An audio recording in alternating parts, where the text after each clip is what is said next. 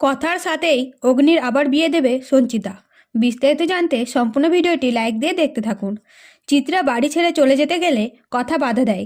শুধু তাই নয়, কর্তা দাদুকে বোঝায় যেন চিত্রাকে ক্ষমা করে দেয়, আবার বাড়িতে থাকতে দেয়। এদিকে কর্তা মাও কর্তা দাদুকে বলে চিত্রাকে বাড়িতে থাকতে দিতে।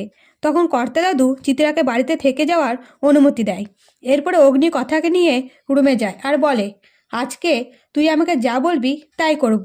তখন কথা বলে, তাহলে চিরতরে রস খাবেন? তখন অগ্নি বলে, আচ্ছা, আমি ওটাও খাবো। তার আগে তোকে আমি একটা জিনিস দিতে চাই। এই নে মায়ের রেসিপি ডায়েরিটা, আমি তোকে দিলাম।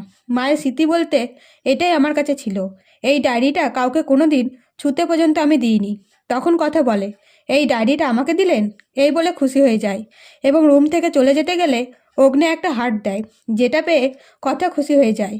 এদিকে লেখারা সঞ্চিতাকে বলে অগ্নির বিয়ে হয়ে গেল, কিন্তু সেই বিয়েতে তুমি থাকতে পেলে না বড় বৌদি। তোমার ছেলের বিয়ে তুমিই দেখতে পেলে না। তখন সঞ্চিতা বলে, তো কি হয়েছে? আমার ছেলের বিয়ে আবার দেব, আর ধুমধাম করে দেব, আর সব কিছু আমার পছন্দ মতো হবে। এইসব শুনে কথা বলে মা নিজের পছন্দ মতো বিয়ে দেবে। তার মানে মা নিজের পছন্দের মেয়ের সাথে পাচক মশাইয়ের বিয়ে দেবে। এই ভেবে কষ্ট পায় এবং বাড়িতে যেয়ে কষ্টে চুপ করে থাকে।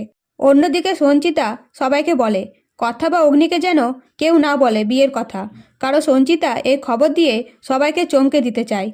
তো বন্ধুরা, এবার যদি সঞ্চিতা কথার সাথে অগ্নির বিয়ে দেয় তাহলে কেমন হবে? অবশ্যই কমেন্ট করে জানাবেন। ধন্যবাদ।